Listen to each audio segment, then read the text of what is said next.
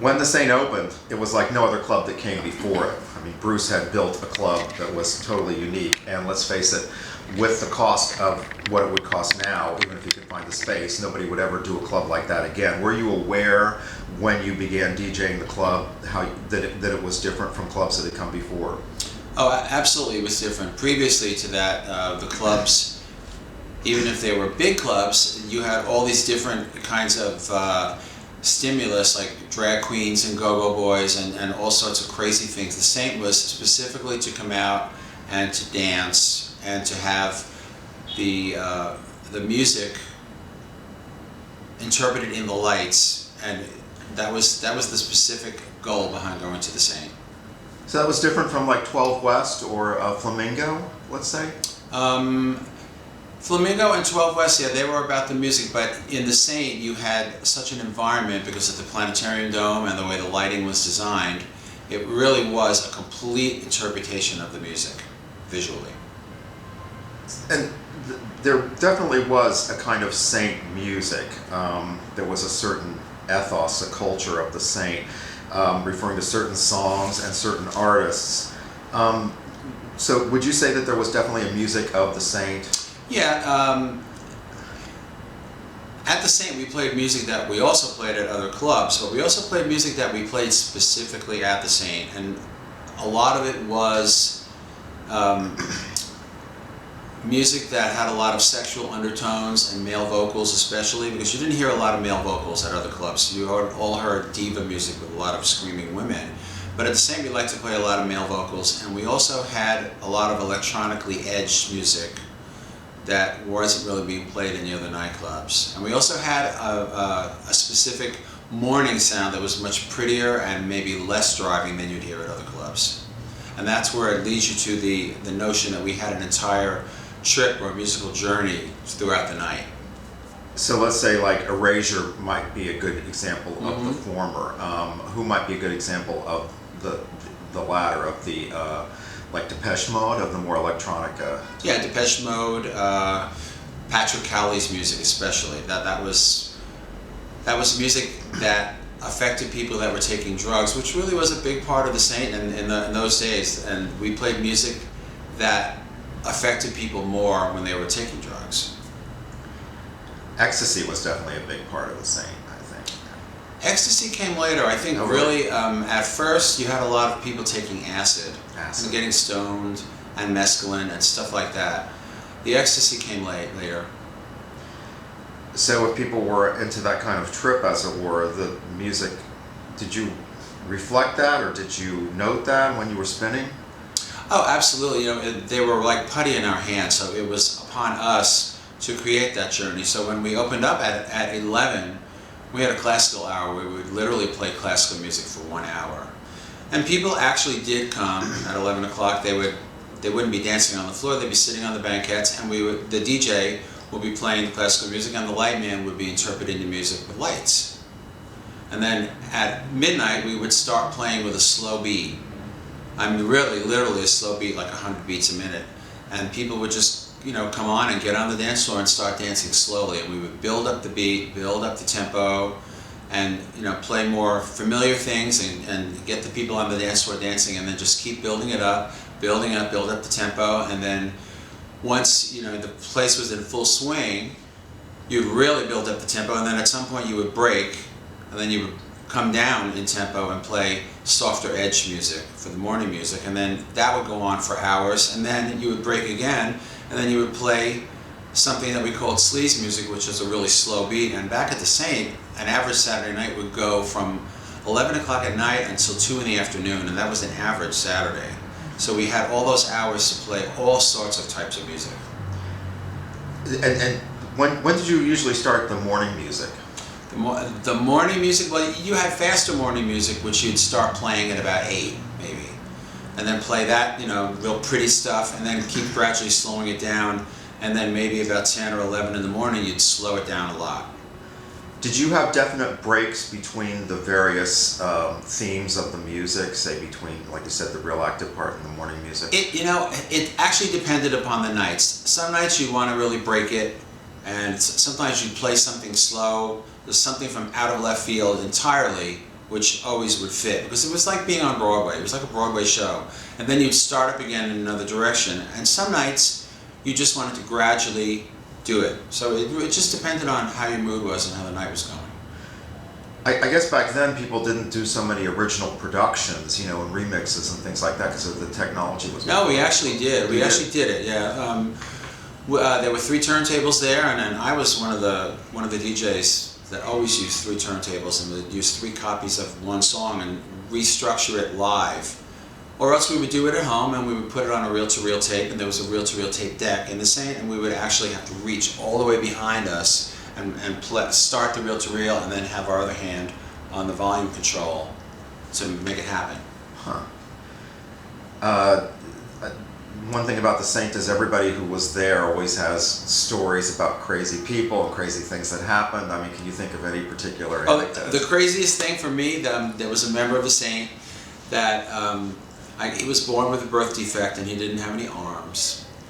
And he had really, really long hair, and he would come dressed with a shirt on, and his hair would be tied in a ponytail, and somehow throughout the night he would let his hair out and he would start spinning around and spin his hair, and invariably his shirt would come down and he'd be shirtless without his arms. And that was pretty crazy. And for one white party, he literally wore a wedding dress to the Saint, and then in the middle of the night the top of the dress got pulled down and there he was, a shirtless torso without arms and his hair flailing around. And we also had somebody that came there that only had one leg below the knee, and he used to literally dance on the dance floor hopping. So you used to play some of the big parties, like the white party and the black party. Did you specifically tailor the music for those particular theme nights? Yeah. The white party would be a lot of really pretty songs with love messages. The black party would be a lot of dark sounding songs with very dark lyrics, and you could slow it down and play like nasty sounding rock songs at a black party. And also at the Land of Make Believe party, I can remember incorporating nursery rhymes and children's nursery rhyme songs into the evening's music. Although I do have to say, having heard some sets from the black party back in the day, the music is still much more lyrical and sort of pretty than what would be played at a really hardcore tribal type party. Well, there was no real tribal music in those days, so we still, there was dark songs, but the Saint, in the morning you always had your pretty music stuck in at some point. It might not have been the same music that you play at a white party, but there was pretty music in there. What was your favorite party? My favorite party. My favorite party probably was the closing night party. Yeah. I believe it was 1984. It was my first closing night. That was a great party. The seasonal closing. Yeah, the seasonal. The same one closed the night before Gay Pride Day for the season. Right. And that was my first closing party. Why was that so memorable? Just everybody was so up. Yeah, well, it's a big weekend in New York. It's Gay Pride. I even recorded my own a cappella intro to my favorite song, which was my trademark song, and I debuted it there, and everybody was so shocked that I was using my own singing voice, and it was really something special.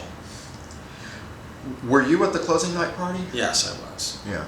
I was at the closing night party both nights. In fact, I had guests from Philadelphia, and we went in on Saturday night, and we spent maybe 5 or 6 or 7 hours, then went home, went to sleep, and I was scheduled to play starting at 8 p.m. on Sunday till midnight. So then I was there from then till closing.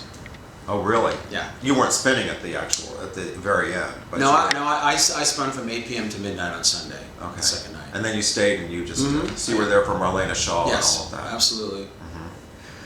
I wanted to ask you.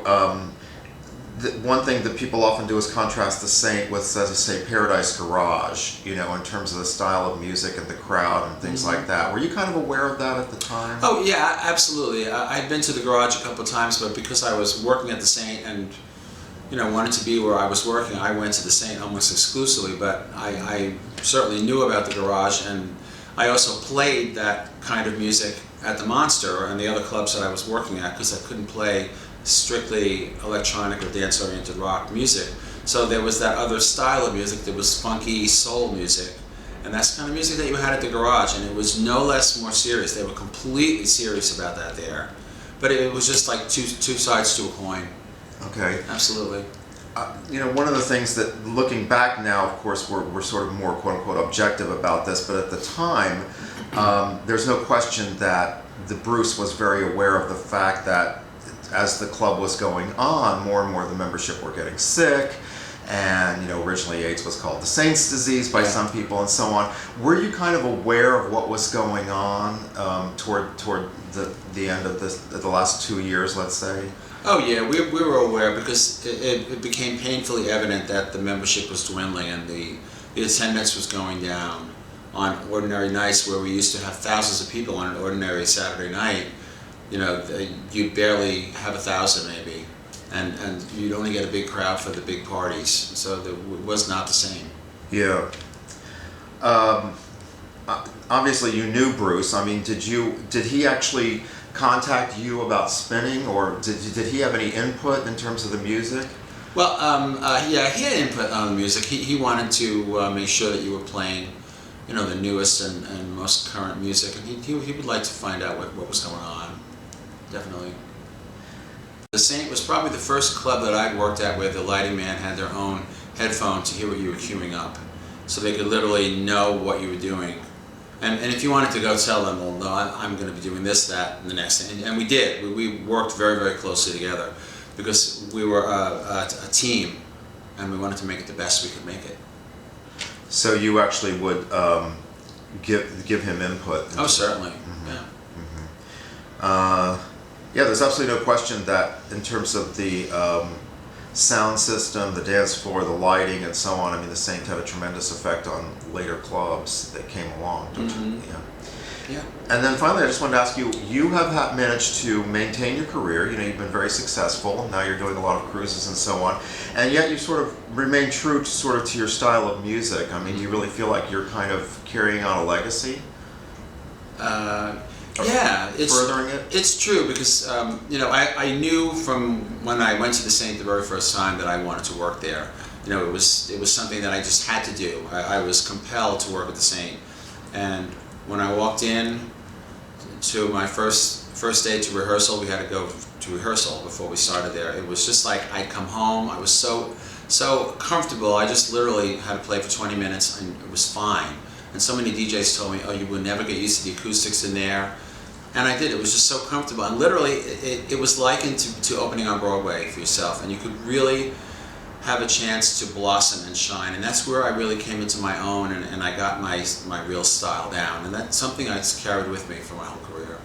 I actually had 2 questions, if I could ask. Go ahead. How is it that you came to spin at the Saint? How did Bruce discover you? How did that... This is an interesting story. After years of you know, putting messages in through so-and-so and writing letters and sending reel-to-reel tapes in and hearing nothing. Finally, one summer I was working at the Monster in Cherry Grove at the time, and I was selling cassette tapes in the Pines at the clothing store. Mm-hmm. And Bruce Mailman's partner, Billy Nachman, heard my cassettes over there, and he inquired who was this DJ.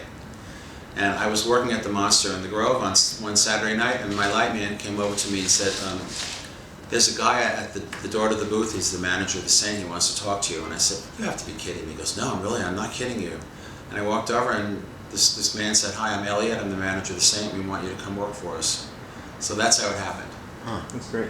What's the other question? The other question is, how did the seasons work at the Saint? I mean, it was open just on weekends, and I'm not very clear on how... Well, the season began about the 3rd week of September, and we were open on Saturdays, and then we were open on Sunday nights. For quite a few years, they would show a movie in the Dome and then start playing the music afterwards. And you know, like I said, Saturday nights would go from 11 o'clock till maybe 2 in the afternoon or 3. Mm-hmm. Sunday nights would go from 11 till maybe 8, 9 in the morning. And the season would run until June, the night before Gay Pride, and it would close for the summer. Really? Just one final question. When the Saint started, when Bruce did start having problems with membership and so on, he famously and controversially opened it up on Friday nights to a straight crowd. Did you ever play any of those parties? I said I wouldn't do it, then finally they convinced me to. I had a Friday off, and I said I would play. And right from the get-go, it was so different. Seeing a room full of fully clothed dancers and wearing sweaters and skirts and high heels and carrying pocketbooks, and they would put their pocketbooks on the floor and dance around them like they were like Indians dancing around something on a campfire, and they would come up to the booth and ask for one disco oldie after another. It was a constant barrage, and apparently there were a lot of fights outside with the drunken straight men, and we had none of that on a gay night. Yeah. Yeah. All right. That's great. Thank you very much. Thank you very much. Thank My you. pleasure. Yeah.